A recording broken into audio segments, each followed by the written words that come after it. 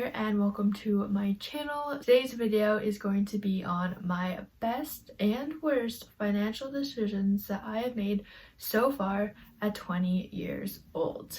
Kind of a mouthful, but you get the point. So before I begin, I'm just gonna say the quick disclaimer that yes, I know I'm only 20 and there is so much that I still need to learn, but I thought I would kind of share what I've learned so far at my age. In addition, I feel like in general, money is not really something that's talked about a lot. It's a very taboo subject, and like in the real world with friends and family, you don't really talk about it too much. You don't really learn about it in school. So anyways, I thought I would go ahead and kind of share what has worked for me and what hasn't worked for me within these past few years, and hopefully you learn something from it. I'm actually going to start off with one of the worst financial decisions that I have made, and I don't know necessarily if it's a financial decision per se, but it kind of is, so hear me out. But number one is that I did not get a job at 16. So I guess it like differs depending on where you live and what the working ages are. Where I live, it's about 16. That's when you can legally get a job. And so I did not get a job at 16. I actually waited until I was 18. A huge reason for it was because when I was 16, I was going into grade 11 and I thought school was like my top priority, and I didn't want to get a job to kind of like throw me off my school, if that makes sense. One thing that I did not think about is that the summer before grade 11 and the summer before grade 12, I wasn't really doing anything. I don't even remember what I did. Like, honestly, I probably just stayed at home, hung out with friends. So, you know, looking back at it, that was a really bad decision because I could have easily gotten a job sometime in the summer and worked, even if it was only for 2 months. Like, 2 months makes a huge difference. And even if I worked part-time, or even if I only made like couple $100s or whatever, like, yeah, it's just a huge regret that I still have, and I wish that I had gotten a job earlier. So if you are 16 years old and you don't have a job, you should get one if that is the legal age in your country. So then moving on to one of the better decisions, and that is simply just tracking my finances. So I've talked about this on a few other videos before, but I use this app called Money Manager. Personally, this is just the one that has worked best for me. I will say that there are ads, and so that could sometimes be annoying, but honestly, it's a free app, so that's what matters. I felt like this helped me a lot, especially when I did get my first job at 18. I realized that I was spending a lot more money because I had a lot more money, and it wasn't really something that I thought about too much. But moving on a year later, when I started actually like fully tracking my finances, I was able to see where I was spending my money. So just to give you an example of how I use it, let's say I'm buying a pair of shoes, and I would add, first of all, how much it is, what category it falls under. So for example, shoes, I would probably put in apparel, and then I would also add things like the date and the company that I bought it from. That's kind of irrelevant, but I just add that. And then overall, if I do that every single time I buy something, I know it's a lot of work, but if I do it every single time I buy everything, they have a section on the app that breaks down all your spendings in a chart, and so you can see in a pie graph where you're spending all your money. And honestly, that was a huge eye-opener for me because I realized that I was spending so much money in apparel. And I know to this day I still definitely spend the most money in apparel because I just love clothes and it's a thing, but it has really helped open my eyes a little bit more and get me kind of better at spending. And I'm the type of person where I see I'm spending my money a lot here, I will try my very best to cut back on spending there just because I'm more aware of it. I feel like if you're not aware of it, you're not going to make the changes, and so that's definitely something that I would totally recommend to do. I do realize it is a lot of work to track every single little cent, but I definitely recommend at least trying it out and seeing how it goes, because honestly, after doing it for like 2 years, I've just gotten used to it. I don't always track everything right away, but usually what I'll do is I'll go onto like my credit card statement and just like balance out my books and make sure that they connect and make sure I didn't miss anything. Overall, Definitely tracking expenses helps you see a bigger picture of where you're spending your money, and hopefully you will stop spending money where you don't want to be spending money, or you won't be overspending. Moving on to my worst financial decision number 2. This is that I did not get a credit card right when I turned 18. So again, I'm not really sure of credit card ages throughout the world, but where I live, it's 18, and I actually waited a full year till I was 19. And for me, the biggest reason why I didn't get a credit card right away is because from watching movies and TV shows, and even sometimes in school, all I've heard is that credit card debt is super bad and you don't want it to happen to you. And I feel like that's something that's always broadcasted, because it is true, you never want to be in credit card debt. But what was never really brought to my attention was the benefits of having a credit card. So if you are legal age to get a credit card and don't have one, hear me out. First of all, it helps build a good credit score, especially if you're really good at paying your bills on time. And then the second thing that I've learned is that most credit card companies actually have loyalty programs. I don't know why, but this was never taught to me anywhere at all. And I think that was a huge part to why I did not get a credit card when I could have. So if you didn't know, there's a lot of different loyalty programs for credit cards. I know Scene has one for movies. There's traveling ones. There's so many different ones now that I think about it. A lot of stores have their own credit cards and have loyalty programs too. But the one that I would definitely recommend is getting a cashback credit card. So I actually got one with my bank, but I definitely recommend doing the research and looking at what credit card providers do provide cash back. So I'm editing this video and I realized I forgot to mention something super important, which is that when you're looking for different credit card providers, try to find ones that do not have annual fees, because if they have annual fees, then that kind of defeats the purpose of the cash back. You might be losing more money.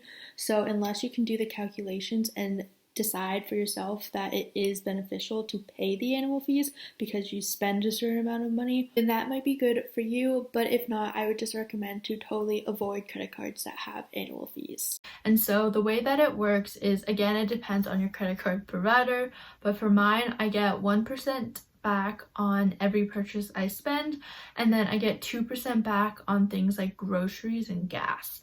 And so I know what you're thinking, 1% is really, really little, especially if you're only spending $5. 1% seems like nothing. But at the same time, thinking about all the times that my parents have told me that every cent matters, that same thing applies to this. Yes, even though 1% is very low, it does add up. For example, I've had my credit card now for a year and a bit. I haven't been spending as much due to quarantine and stuff, but I've accumulated approximately $30 of cash back. And I know that's not a huge number, but that is 30 free dollars that I wouldn't have had if I didn't have a cashback credit card. So that is definitely a big regret that I waited a full year, especially because the year that I waited in first year, I bought so many textbooks. And so I missed a lot of opportunities to get cashback rewards, and that is definitely something that I really regret. So yeah, that is definitely something to look into if you don't have it. Just be very wary that credit card debt is a thing and it is really bad. So if you're someone who is bad with their money and don't necessarily trust yourself with a credit card, then I get why you wouldn't want to do it, because it would be a lot worse if you get into credit card debt while trying to earn cash back money. It wouldn't be worth it. But if you are someone who is really good at paying your bills on time, then I definitely recommend a credit card. Then moving on to my second best financial decision, it was that I started saving money.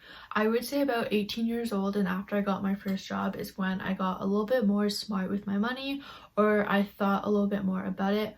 I will say growing up, I did save a good amount of my money. My mom actually opened up a savings account when I was pretty young, and so I knew that I had it, and I always made it a goal of mine to put a certain amount into that savings account, and it was very instilled in my brain just to save, save, save.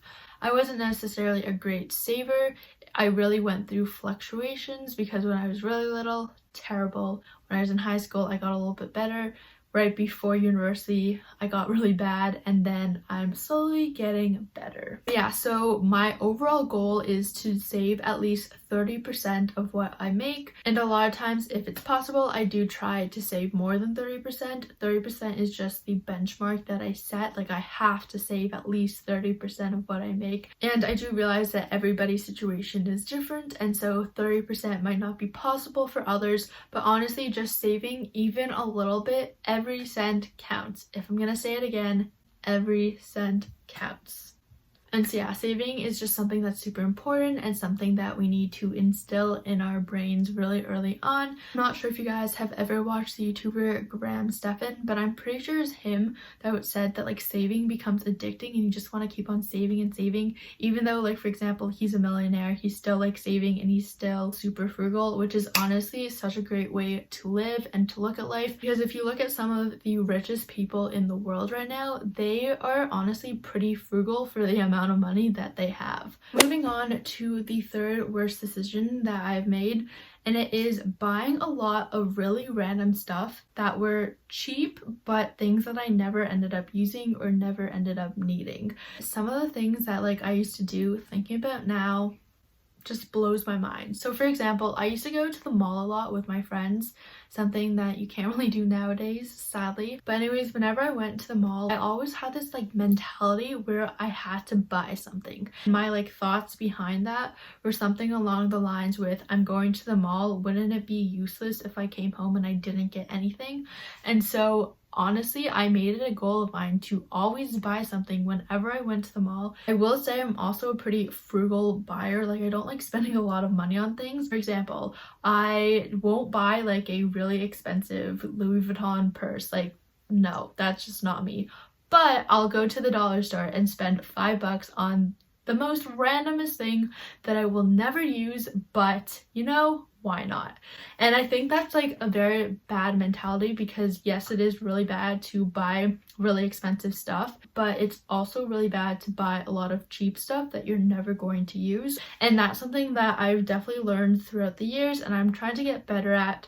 For example, I'm trying to not spend too much money on like fast fashion stuff, because I feel like those article of clothings, sometimes they're actually really good, I will say, but other times I don't really wear it as often. So I'm really trying to get better at buying more clothes that I will actually wear a lot, even if it is more expensive. One way to look at it is I would rather spend $90 on a sweater that will last me a long time and last me about like 5 to 10 years than spend about $8 on a shirt that I will literally never wear, because that's also really bad for the environment. So I'm trying to get better at all that stuff. It is still definitely a work in progress, but yes, overall the worst decision was buying a lot of just really random stuff that I didn't need, and even though it was cheap and not expensive, it was a waste of money. So lastly, I'm going to end it off with my third best financial decision, which is investing sooner than later.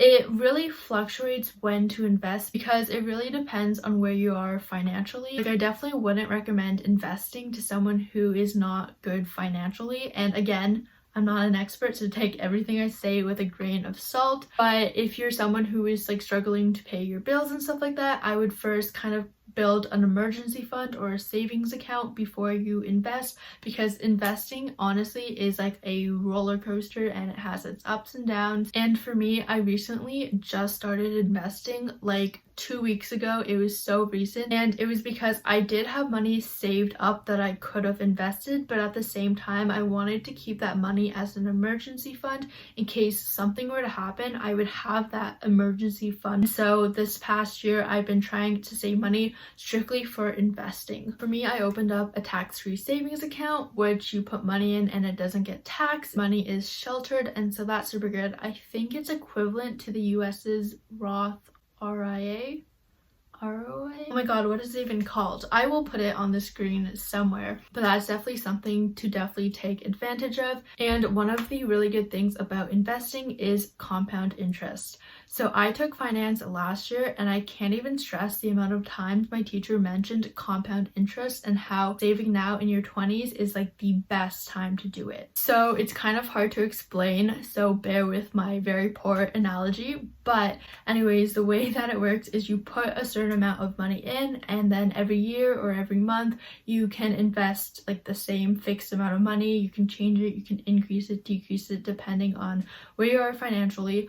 But you continue to put money in, and that money earns interest, and so you don't touch that money for the next like 10 to even 40 years, and then it just like compounds, and like your interest is gaining interest, and then that's gaining interest, and it just like snowballs into this like huge lump sum of money. So to give you a better idea of why you should be investing sooner than later, I'm just going to run through this example with you.